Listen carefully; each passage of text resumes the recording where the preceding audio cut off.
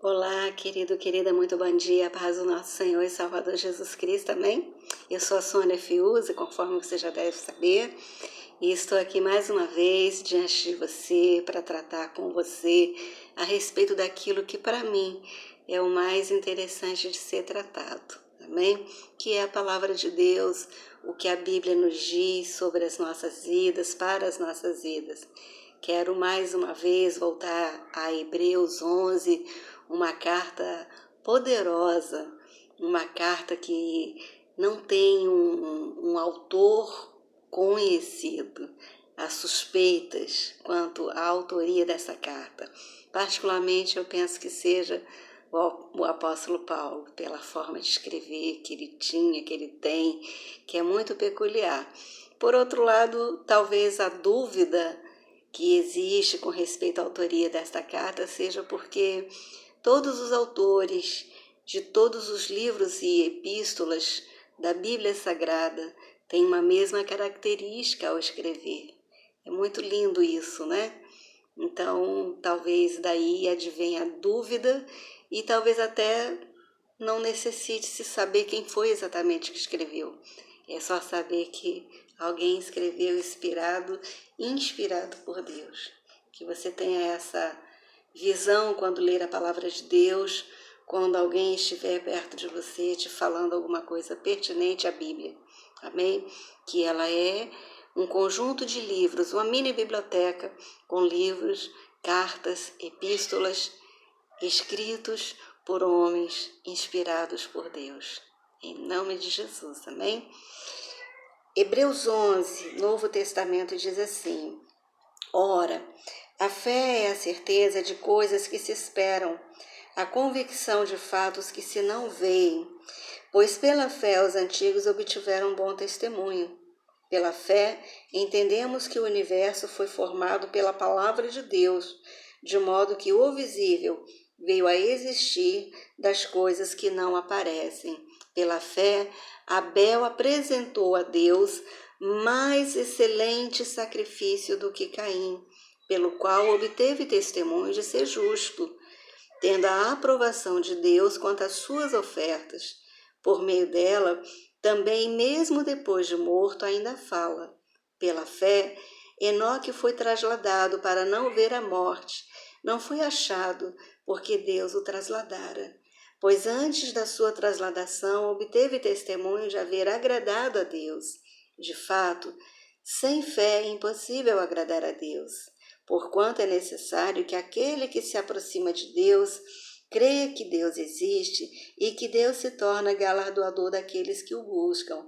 Pela fé, Noé, divinamente instruído acerca de acontecimentos que ainda não se viam, e sendo temente a Deus, aparelhou uma arca para a salvação da sua casa, pela qual condenou o mundo e tornou-se herdeiro da justiça que vem da fé.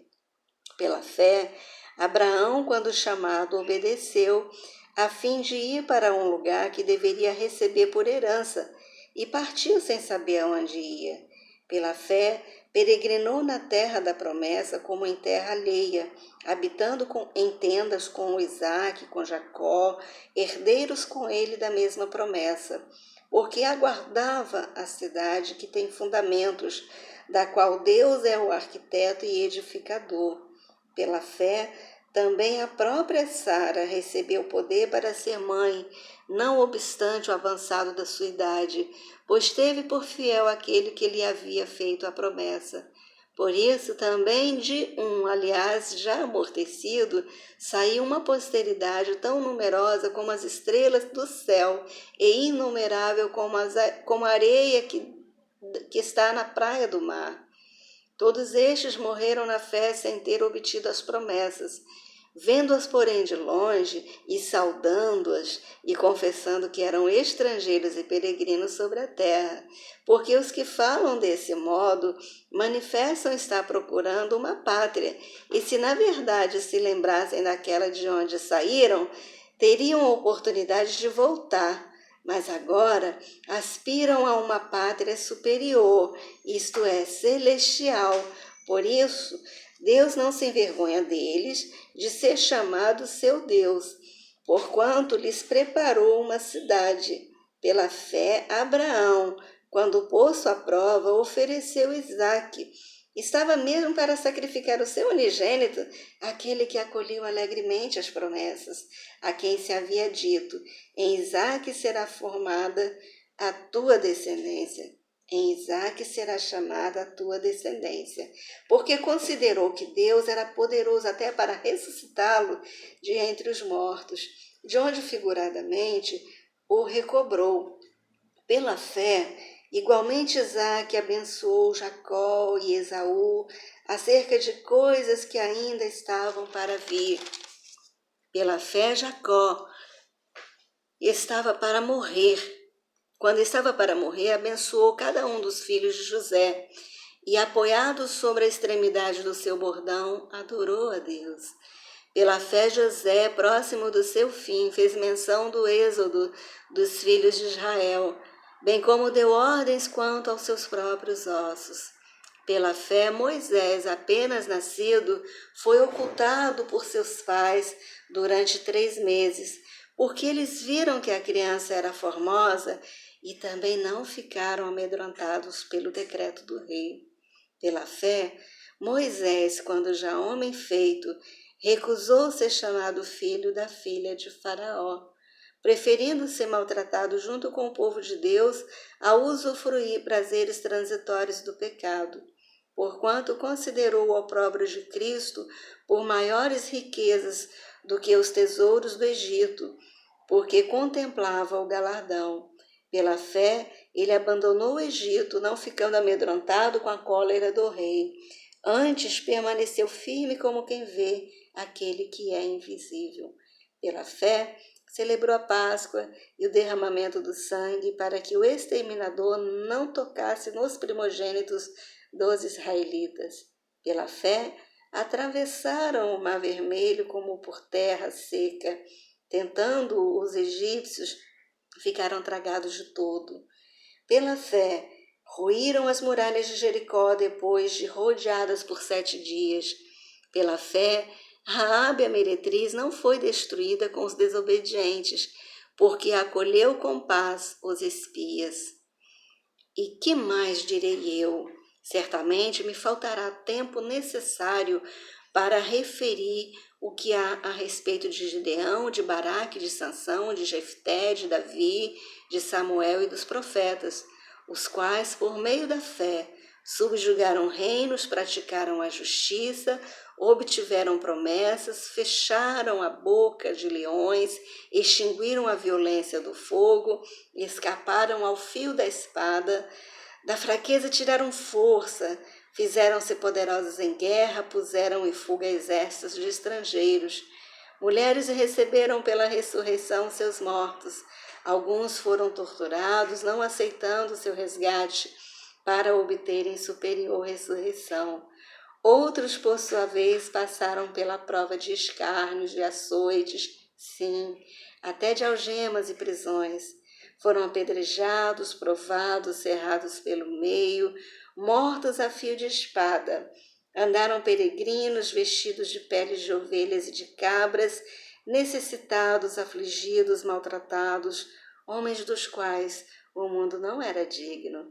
Errantes pelos desertos, pelos montes, pelas covas, pelos antros da terra. Ora, todos esses que obtiveram bom testemunho por sua fé, não obtiveram, contudo, a concretização da promessa, por haver Deus provido coisa superior a nosso respeito, para que eles sem nós não fossem aperfeiçoados.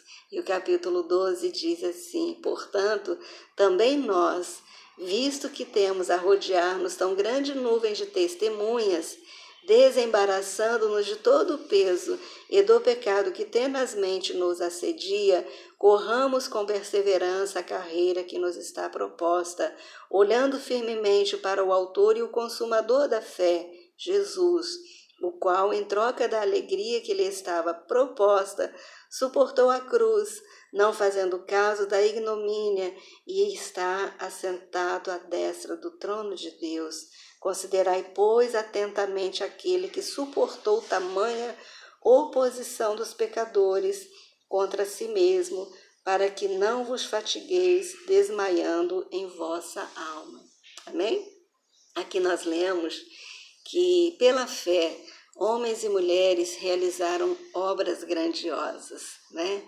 Pela fé. E aqui está nos versículos 39 e 40 uma informação que é muito interessante. Ora, todos estes que obtiveram bom testemunho por sua fé, não obtiveram, contudo, a concretização da promessa, por haver Deus provido coisa superior a nosso respeito, para que eles sem nós não fossem aperfeiçoados. Duas coisas que se vê, né?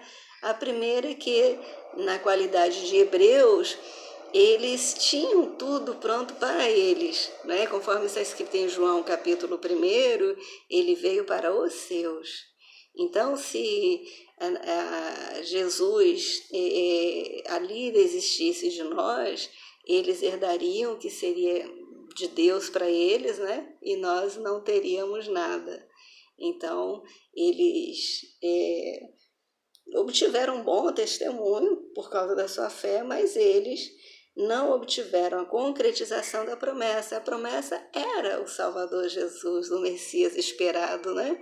Nós vemos em João 4, por exemplo, acho muito interessante isso. Em João 4, Jesus entra em Samaria e ele encontra uma mulher.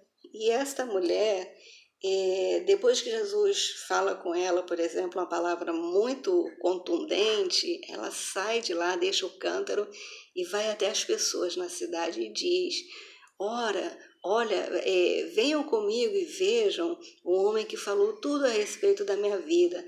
Não seria ele o Messias?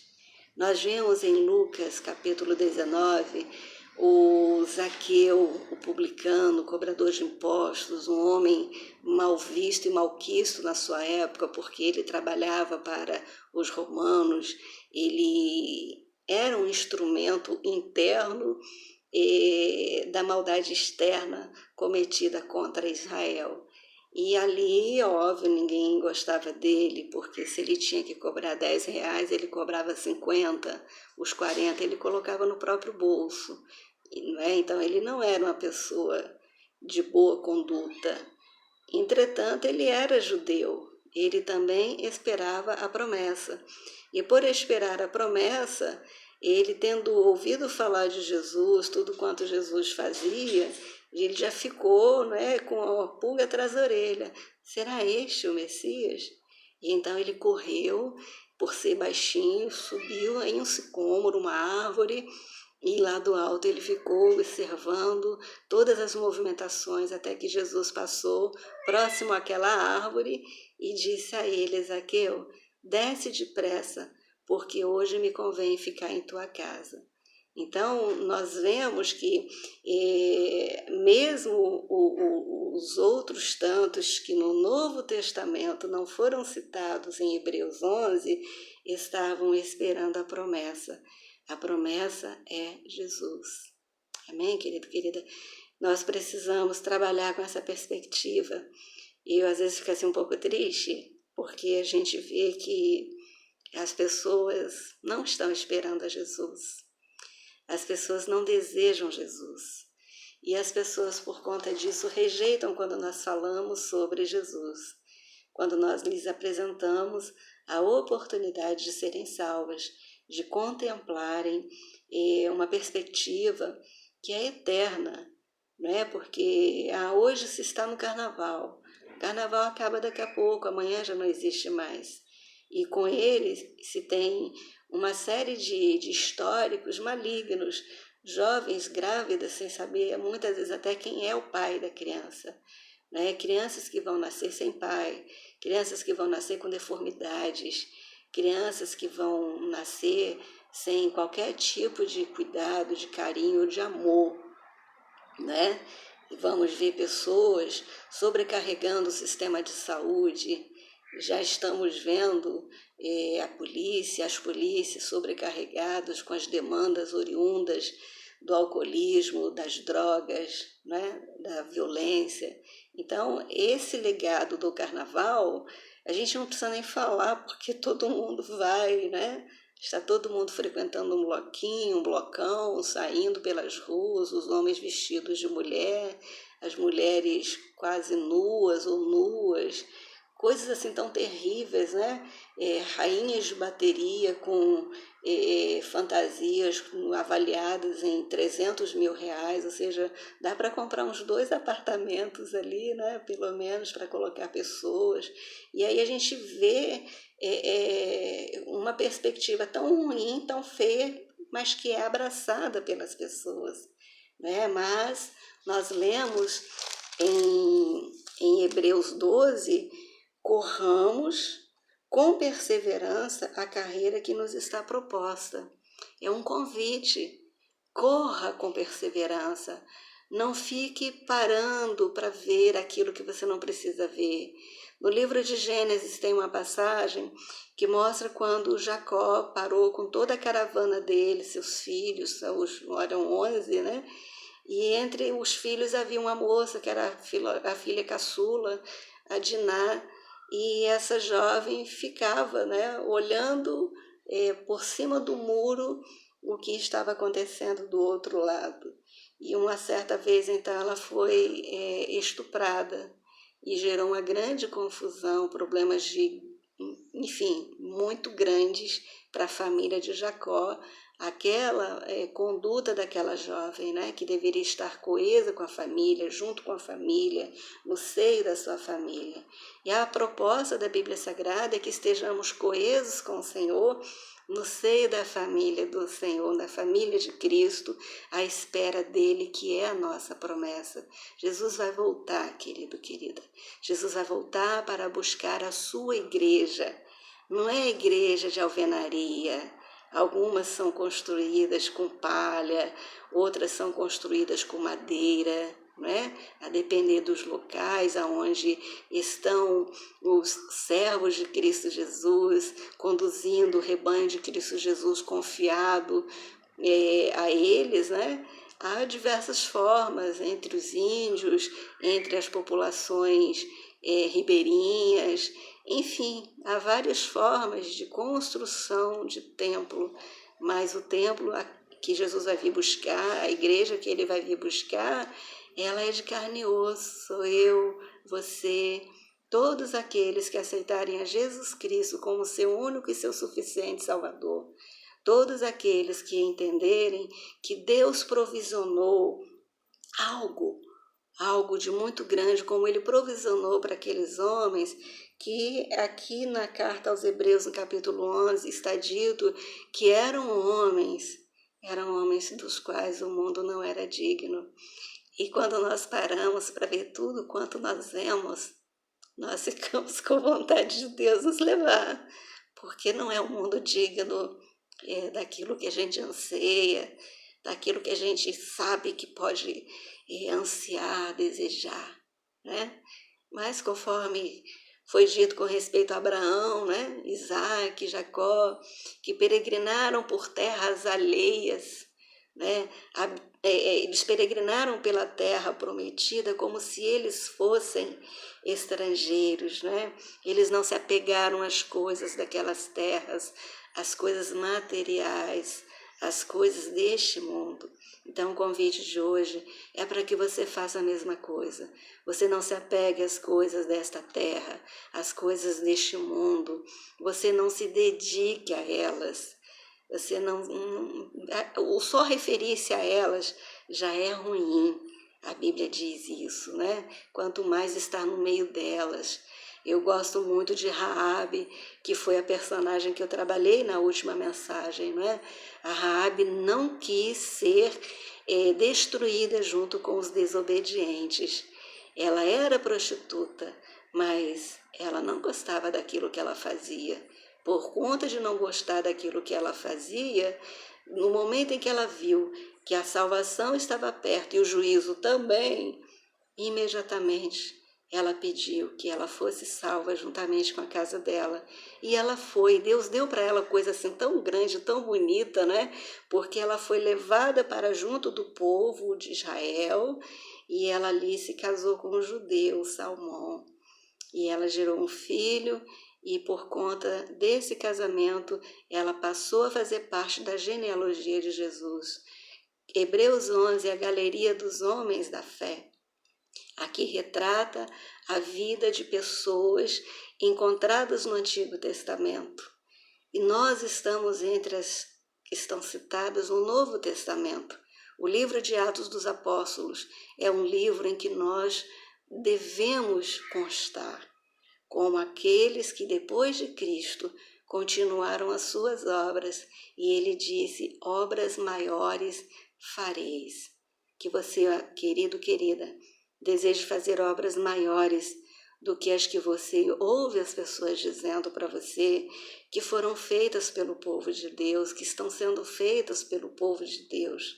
Amém? Que você deseje ser um daqueles que podem ser relacionados na Bíblia Sagrada como homem, como mulher de Deus.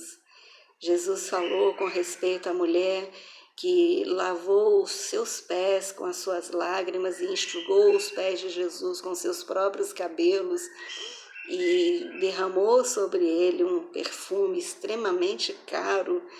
E ele falou para o dono da casa, o Simão, o leproso, falou para ele: olha, desde que eu cheguei aqui, você não me deu um beijo, você não lavou os meus pés, mesmo sabendo que eu vim de uma caminhada longa e que os meus pés estão empoeirados.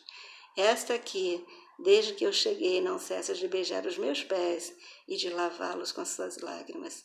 Os seus muitos pecados estão perdoados, porque a quem muito se perdoa, muito se ama. Então, que nós possamos ser iguais a essa mulher. Amém? Que por muito sermos perdoados, possamos dizer como somos amados. Amém? Que você seja uma dessas pessoas que tem esta condição. Eu, graças a Deus, tenho. Por muito ter sido perdoada, eu posso dizer: Deus me ama muito, porque eu não era digna de ser perdoada e nem de ser amada. E eu sou as duas coisas. Que você também seja, em nome de Jesus Cristo. Amém? Tchau, tchau. Fique com Deus.